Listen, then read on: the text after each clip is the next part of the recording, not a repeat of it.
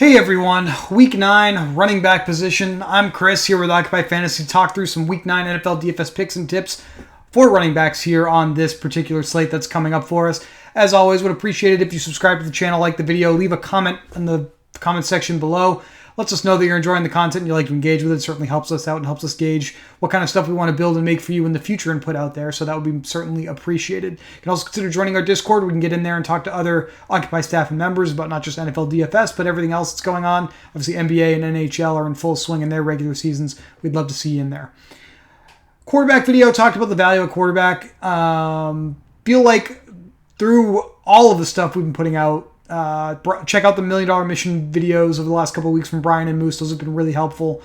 You know, looking at how people are choosing to deploy wide receivers now in DFS lineups, especially on DraftKings, it does feel like the running back position has changed in fantasy football as far as DFS is concerned. And it's maybe time for us to be a little more flexible. Starting to feel like it's time to maybe consider some of these more mid-range or value running back options weekly because it helps us jam in some of these mispriced opportunities or just quote-unquote potentially safer options at other positions. That all being said, here in Week 9, we do have a couple of high-price options that we need to work around and at least mentally wrestle with. The first one is going to be designated to return from injured reserve, Christian McCaffrey. I do feel like we've talked about Christian McCaffrey a couple of times over the last few weeks in our content, and he has been unable to play. So maybe that does happen here again. You know, we've seen them, the Panthers, that is, give him like a practice week and then leave him inactive and then potentially bring him back the following week. I do think that may be in play here against the Patriots. Assuming he does get to go against the Patriots, something to keep in mind with Christian McCaffrey. Panthers are the lowest implied team total on this slate. So this may not be the greatest spot to deploy him. However, he is Christian McCaffrey, and we know what he's capable of when he does play. The Patriots are the fourth worst defense in the league, according to Football Outsiders DVOA, defending running back routes in the passing game. So it's not like Christian McCaffrey isn't going to have either A, the volume, or B, the matchup to do what he likes to do when he's out on the football field and he is active. Certainly not going to know whether or not we can do that until later in the week, so keep an eye on Christian McCaffrey's status. Even with Mark Ingram in the fold for the New Orleans Saints against the Buccaneers last week, Kamara still had 19 carries, 4 targets. He did see his playing time dip by about 15% in terms of percent of offensive snaps played for the New Orleans Saints in that game, so got to keep an eye on that. But it is a good matchup for Kamara here in Week 9 against the Falcons. 8,200 here on DraftKings, 9,400 over on FanDuel. He will benefit from the fact that the Saints have really good run blocking, and you know, to date, this has been a pretty run-oriented offense. Change of quarterback is going to be important to monitor here. If it's another Trevor Siemian game, I do think Alvin Kamara will have a decent role in both the run and the pass game.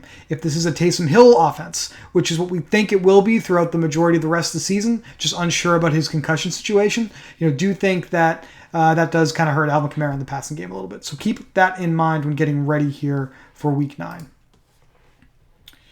This is probably the most popular running back play on the slate. He is just running back eligible now on both FanDuel and DraftKings. Patterson here, 6,300 on DraftKings, 7,000 over on FanDuel. 2 instances so far this year with Cordarrelle Patterson without Calvin Ridley in the lineup. Calvin Ridley won't be playing again here in Week 9, won't be playing for the foreseeable future, and we certainly wish him the best. But here in DFS, it does open up an opportunity for us to continue playing Cordarrelle Patterson pretty heavily. Really dynamic role in both the run and the pass game as, you know, a hybrid running back wide receiver type. In Week 5, without Ridley against the Jets in London, Patterson had 14 carries, 9 targets in that game last weekend. You know, against the Panthers, you see here 9 carries, 5 targets.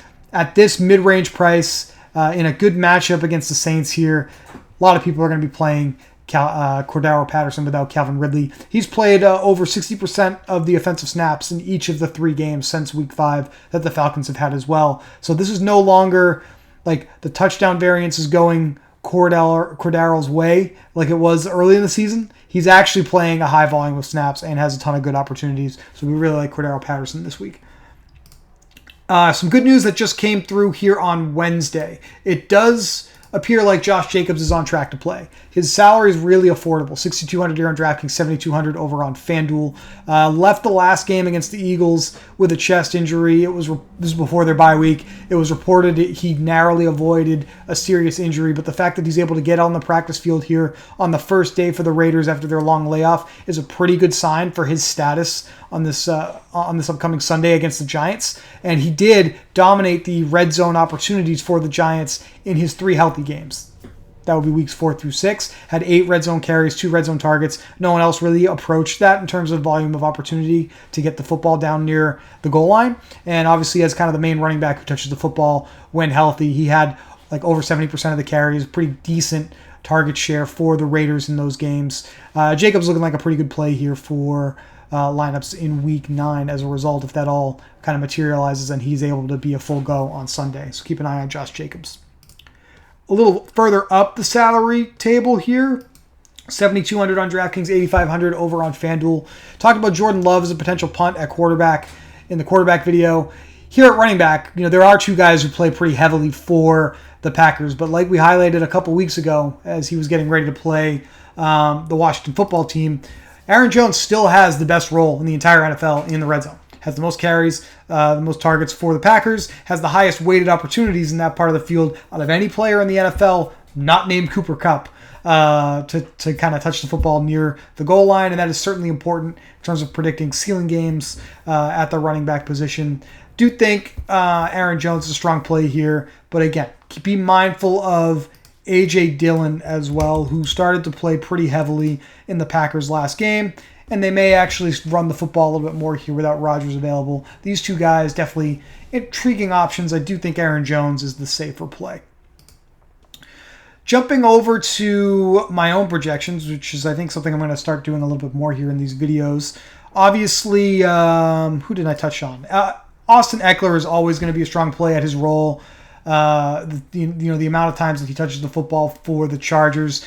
Here against the Eagles, it should be an interesting week for him. Anticipating, something like 14, 15 carries, 5, 6 targets, and that's always going to pop a little bit. Just pretty expensive to play relative to what we're trying to do in the other spots for our lineups, especially in low-risk contests now. And then I think I just don't really trust Buffalo's running game approach. They do prefer to pass the football really all the time, but Zach Moss certainly does stand out as the best option for the Bills as the highest team total offense on the slate. So Zach Moss, certainly someone worth considering, but these 2 right below him that I have in my own projections, Myles Gaskin and Darrell Williams.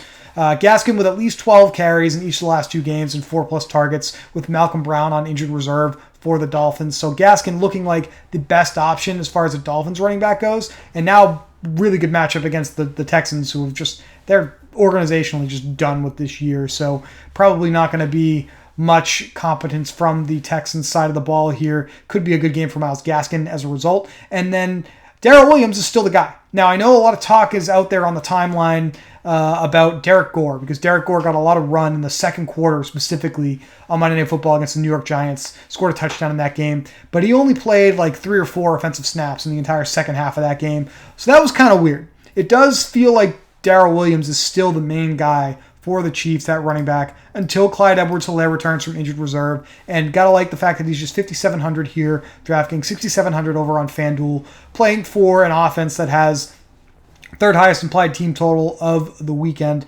And we can still project the largest role at the running back position on the Chiefs for Darrell Williams. So while people are starting to maybe get a little scared that his role is shrinking, have a little faith here. The underlying data does show that Darrell still dominated the opportunity for the Chiefs, even in that game against the Giants. I do think that the Derek Gore stuff is a little bit of an illusion right now. Something to watch, but a little bit of an illusion relative to Darrell Williams. I think Derek Gore is more of a threat to Jerick McKinnon as the secondary passing down back for the Chiefs right now. Appreciate you watching. As always, that's going to do it for this running back video. I hope you enjoyed it. As always, please give us a thumbs up on the video if you liked it. Subscribe to the channel so you can see more content like this. Leave a comment below. If you have any questions about the running backs I just talked about, you have any questions about running backs we didn't discuss coming up here in week 9, we'd be happy to talk to you about that there. You can also consider joining our Discord, where we have Occupy staff and other members talking about every NFL DFS slate in there. Other sports, NHL, NBA, going strong right now. Certainly would love to see you in there. The Daily Plug at OccupyFantasy.com will drop by Friday afternoon, and we will discuss not only our favorite running back plays, but also our favorite plays at all the other positions, and most importantly, how to deploy these plays in the lineup for the type of contest that you're choosing to play, whether that's a low risk contest or a high risk contest. That's pretty much the most important part of the plug to read, so make sure you don't miss that. Once again, thank you for watching this video. For Occupy, I'm Chris, and we'll talk to you soon.